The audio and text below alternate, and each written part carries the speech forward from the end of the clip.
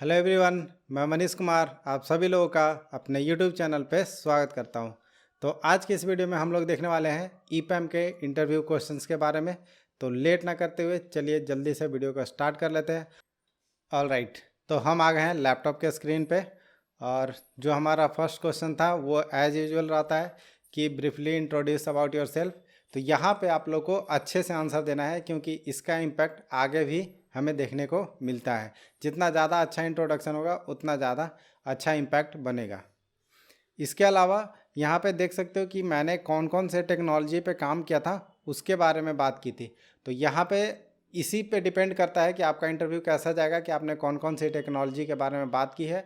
और अगर इंटरव्यूअर पूछता है रेट करने को तो उस पर भी डिपेंड करता है कि आपने कितना रेट किया है।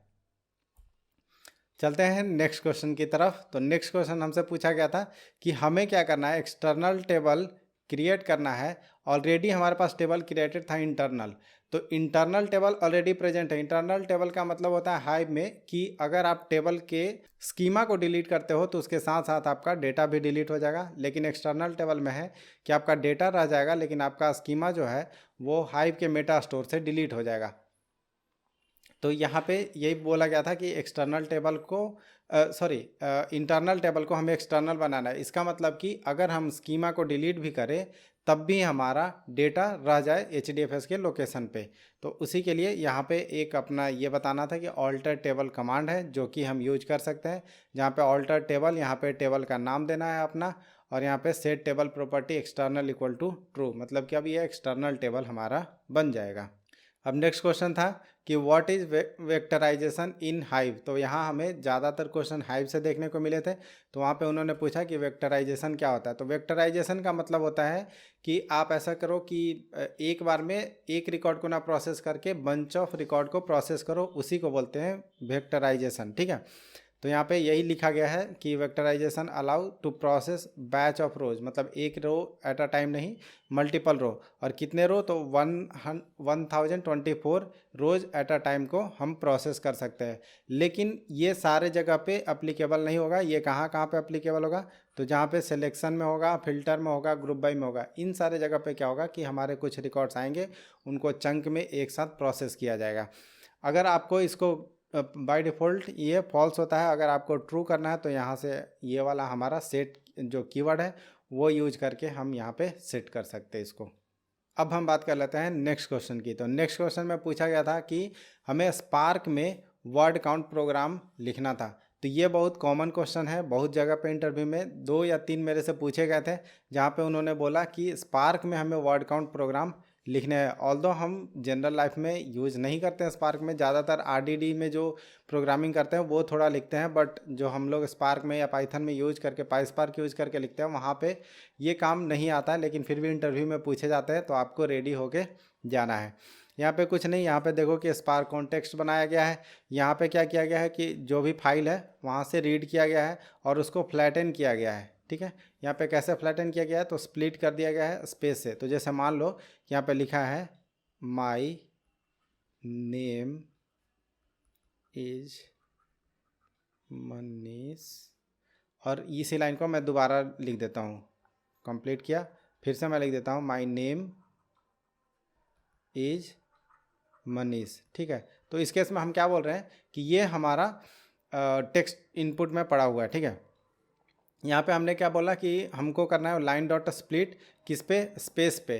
तो लाइन डॉट स्प्लिट में क्या करेगा कि ये एक बन जाएगा मेरा, ये एक बन जाएगा, इस तरह से स्प्लिट हो जाएगा। मतलब ऐसे कॉमा दे देते हैं इस तरह से, यहाँ डॉट भी एक स्प्लिट होगा। ठीक है, इस तरह से स्प्लिट हो गया। ये वाला हमारा हो गया वर्ड वाले में, वर्ड में ये स्टोर हो गया।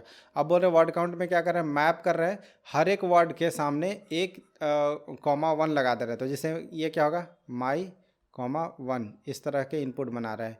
नेम कॉमा 1 इज कॉमा 1, इसी तरह से मनीष कॉमा 1। अगली बार वापस से आएगा माई कॉमा 1, इसी तरह से नेम कॉमा 1, वापस से ये रिपीट होगा। तो अब यहाँ पे हमने क्या दे दिया, वर्ड और उसके कॉमा करके एक दे दिया, ठीक है, हर एक वर्ड के सामने एक एक आ गया। अब बोल रहे हैं रिड्यूस बाय की, तो वो क्या करेगा, की को पकड़ेगा, जैसे माई की को पकड़ेगा और वहाँ पे क्या कर रहा है, ये जो हमारा 1 है उसको ऐड कर रहा है, तो एक माई का 1 यहाँ पे मिला और एक 1 यहाँ पे मिला, तो यहाँ से रिटर्न हो जाएगा माई जो है वो 2 टाइम्स हो जाएगा। इसी तरह से नेम हमारा 2 टाइम्स हो जाएगा। इस तरह से ये हमें वर्ड काउंट के प्रोग्राम को लिखना था और इसका एग्जीक्यूशन भी मैंने लाइन बाय लाइन बता दिया है कि एग्जीक्यूशन कैसा होगा, और लास्ट लाइन में ये सेव कर दिया गया है किसी आउटपुट लोकेशन पे, ठीक है। सिंपल क्वेश्चन था, लेकिन यही है कि अगर आपको पता नहीं है कि यहाँ पे हमें फ्लैट करना पड़ेगा, फिर उसके बाद उसको मैप करना पड़ेगा, उसके बाद रिड्यूस करना पड़ेगा, अगर ये चीज़ नहीं पता होगा तो फिर आपको सोल्व करने में थोड़ा दिक्कत आएगा। तो ये रेडी होके जाना है क्योंकि ये इंटरव्यू में क्वेश्चंस पूछे जाते हैं। अब चलते हैं नेक्स्ट क्वेश्चन पे। तो नेक्स्ट क्वेश्चन में पूछा गया था कि एंटी ज्वाइन क्या होता है। यहाँ पे उन्होंने हमसे पूछा कि एंटी ज्वाइन को एक्सप्लेन करना है। तो ये जो आपको डायग्राम दिख रहा है एग्जैक्ट सेम डायग्राम मैंने बना दिया था और यहाँ से एक्सप्लेन करना बहुत ही आसान हो जाएगा। देखिए ये क्या बोल रहा है कि हमारे पास 2 टेबल है, ठीक है, ये हो गया टेबल 1 और ये हो गया टेबल 2। उसमें कुछ कॉमन रिकॉर्ड्स है, जैसे मैं लिख देता हूँ टेबल 1 और टेबल 2 बना लेते हैं, यहाँ पे आसान होगा समझने में। टेबल 2, ठीक है, इसमें रिकॉर्ड है 1 2 3 4 5, ठीक है, इसके सामने कुछ भी नाम है, यहाँ पे नेम कुछ पड़ा होगा। इसी तरह से यहाँ पे भी टेबल 2 में भी है 1 3 7 9 10, ठीक है। तो अब इन दोनों टेबल को अगर हम ज्वाइन करेंगे ऑन ये कॉलम पे तो क्या होगा, 1 1 से मैप कर जाएगा, 3 3 से मैप कर जाएगा और कोई मैप नहीं करेगा। मतलब कि 1 और 3 जो हैगा ना यहाँ पे आ जाएगा, ये कॉमन पार्ट हो गया 1 और 3। उसके बाद लेफ्ट टेबल में क्या बच गया 2 4 5, तो इधर बच गया 2 4 5 और इधर राइट हैंड साइड में क्या बच गया 7 9 10, 7 9 और 10। तो एंटी ज्वाइन में क्या होता है कि लेफ्ट वाले टेबल को अगर लेफ्ट एंटी ज्वाइन लगा रहा है तो लेफ्ट वाले टेबल को चाहते हैं, लेकिन वो रिकॉर्ड हमें नहीं चाहिए जो कॉमन थे, जैसे कि 1 और 3 हमें नहीं चाहिए थे।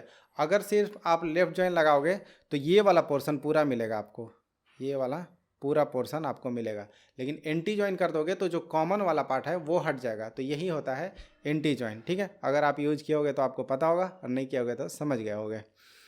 नेक्स्ट बात कर लेते हैं। नेक्स्ट क्वेश्चन में पूछा गया था कि प्रोजेक्शन प्रूनिंग क्या होता है। तो देखो यहाँ पे 2 तरह के प्रूनिंग होते हैं, एक होता है यहाँ पे लिखा ही हुआ है प्रेडिकेट पुश डाउन और एक होता है प्रोजेक्शन पुश डाउन। इसमें क्या होता है, प्रेडिकेट पुश डाउन में क्या होता है कि जैसे मान लो हमने फिल्टर लगाना है, वेयर कंडीशन फिल्टर वगैरह लिखा है, जिसमें हम चाहते हैं कि मान लो 1 मिलियन रिकॉर्ड थे लेकिन उसके सिर्फ हमें मान लो कि 10,000 20,000 रिकॉर्ड ही चाहिए फिल्टर होने के बाद। तो वो क्या करता है कि प्रेडिकेट पुश डाउन, अगर मान लो कि फिर से वापस से समझाता हूँ कन्फ्यूज हो जाओगे। यहाँ पे देखो अगर 1 मिलियन रिकॉर्ड है, ठीक है, जो कि अगर हम इस पर प्रोसेस करते हैं, प्रोसेसिंग लगा देते हैं यहाँ पे, ठीक है, और इसके बाद फिल्टर लगा देते हैं और फिल्टर का रिकॉर्ड आता है 10 के, ठीक है, आउटपुट 10 के आता है। तो हम क्या बोलते हैं प्रेडिकेट पुश डाउन में कि नहीं, हम 1 मिलियन रिकॉर्ड तो हमारे पास रहेगा लेकिन हम प्रोसेसिंग पहले ही क्यों करें, जो रिकॉर्ड हमें हटाना है। तो हम क्या करेंगे, पहले फिल्टर लगाएंगे और फिल्टर लगाने के बाद प्रोसेसिंग करेंगे। तो इससे क्या होगा कि हमें 1 मिलियन रिकॉर्ड को प्रोसेस ना करना पड़ा, पहले हम फिल्टर में बाहर कर दिए, अब हमारे पास 10,000 रिकॉर्ड है उसी को प्रोसेस करना पड़ा। तो इससे क्या होगा कि हमारा क्वेरी फास्ट चलेगा। एक चीज़ हो गया ये प्रेडिकेट पुश डाउन में। अब प्रोजेक्शन पुश डाउन में क्या होगा, प्रोजेक्शन पुश डाउन में देखो जैसे मान लो कि हमने लिख दिया select star from table A where में भी सम कॉलम 1 इक्वल टू 3, ठीक है, ये किया और इसके ऊपर ये इनर क्वेरी हो गया और इसके ऊपर लिख रहे हैं सेलेक्ट कॉलम 1 फ्रॉम दिस, ठीक है। अगर हम ये लिख रहे हैं तो यहाँ पे हम क्या कर रहे हैं, बोल रहे हैं कि सारे कॉलम को उठा के ले आओ, उसमें कॉलम 1 इक्वल टू 3 पे फिल्टर करो और वापस से सिर्फ हमें कॉलम 1 दो। तो यहाँ पे हम क्या बोल रहे हैं, हम पूरे डेटा को बोल रहे हैं कि ले आओ और उसके बाद हमें उसकी कोई ज़रूरत ही नहीं है। तो यही प्रोजेक्शन पुश डाउन क्या करता है, ये जो प्रेडिकेट पुश डाउन था वो रो वाले रिकॉर्ड पे काम कर रहा था और प्रोजेक्शन पुश डाउन जो है वो कॉलम वाले रिकॉर्ड पे काम करेगा। मतलब कि कॉलम को ही फिल्टर आउट कर देगा, जो ज़रूरत नहीं है उसे हमें डेटा को नेटवर्क के थ्रू ट्रांसफ़र करने की कोई ज़रूरत नहीं है, ठीक है। आशा करते हैं कि आप लोग समझ रहे होगे और समझ रहे होगे तो वीडियो को लाइक कर देना, ठीक है। एक उन्होंने कुछ पूछा था बुलियन फेल्यूर।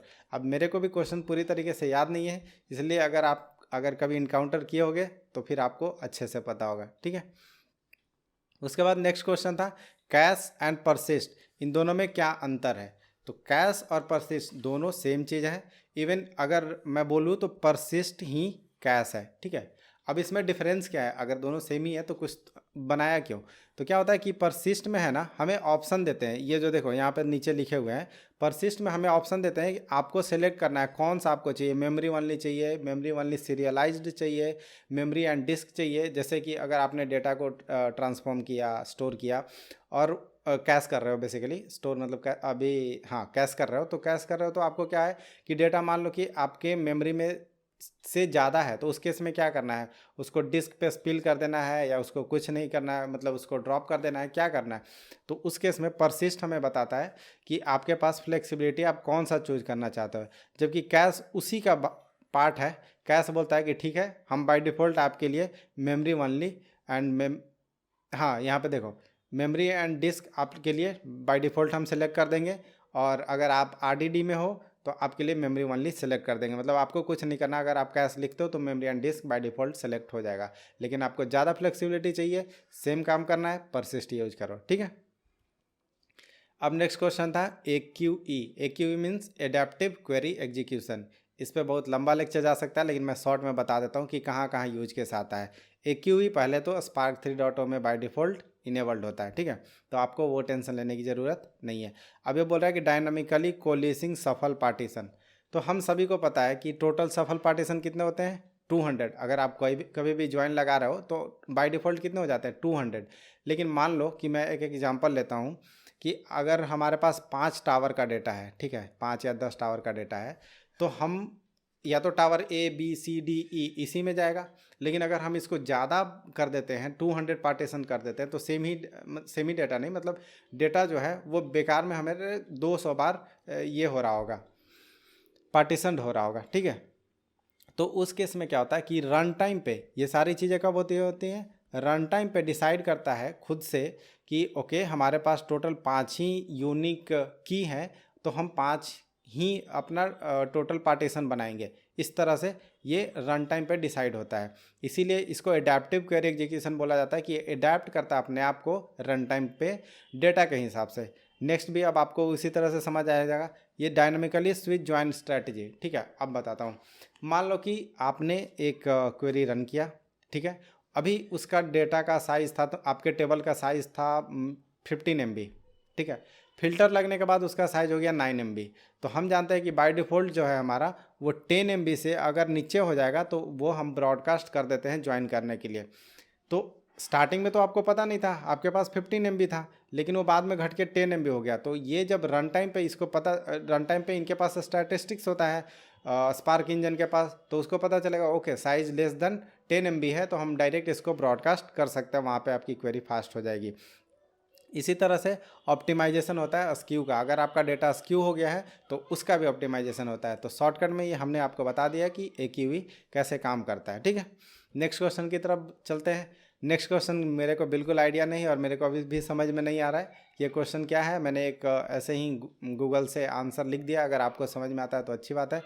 क्वेश्चन ये था कि व्हाट इज़ अनरिजॉल्व्ड रिलेशन। ये मेरे को सही में अभी नहीं समझ में आया, तो मैंने ऐसे ही लगा दिया आप लोगों के लिए, ठीक है। नेक्स्ट क्वेश्चन था कि how query gets created list all 4 stages. कहीं कोई 4 बोलता है, कोई 5 बोलता है, तो बेसिकली ये वाला चीज़ पूछ रहे थे कि क्वेरी हमारा क्रिएट कैसे होता है। अगर हमने क्वेरी एक लिखा तो उसके लॉजिकल प्लान वगैरह या फिर ऑप्टिमाइज फिजिकल प्लान जो एक्सप्लेन में हम देखते हैं ना, एक्सप्लेन करके, तो वो सारी चीज़ें कैसे बनती है। तो सबसे पहले बनता है अनरिजॉल्व लॉजिकल प्लान, फिर उससे कैटालिस्ट मिलता है, कैटालिस्ट रहता है और वो इसको डिसाइड करके लॉजिकल प्लान बनाएगा, फिर ऑप्टिमाइज करेगा उसको, उसके बाद फिजिकल प्लान बनाएगा, फिजिकल प्लान में कॉस्ट मॉडल एसोसिएट होते हैं, और उसके बाद फिर फाइनली हमारा कोड जो है वो बाइट कोड जनरेशन होता है।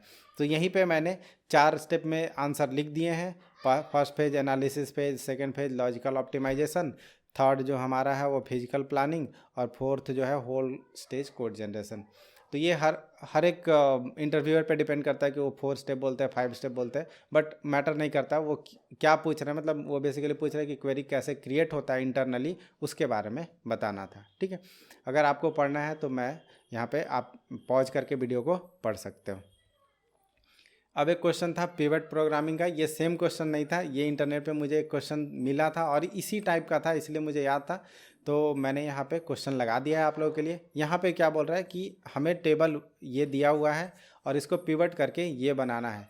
यहाँ पे देखो कि हमारा प्रोडक्ट, अमाउंट और कंट्री है, लेकिन इसको अब हमें पिवट करके कंट्री लेवल पे बनाना, कि कनाडा का, चाइना का, मैक्सिको का और यूएसए का ये प्रोडक्ट वाइज टोटल अमाउंट कितना था। ठीक है, तो इस तरह से हमें इसको पिवट करना था। आप यहाँ पे ट्राई कर सकते हो इस क्वेरी को रन करने का खुद से, और नहीं होता है तो मैं नेक्स्ट स्लाइड में आंसर दे रहा हूँ।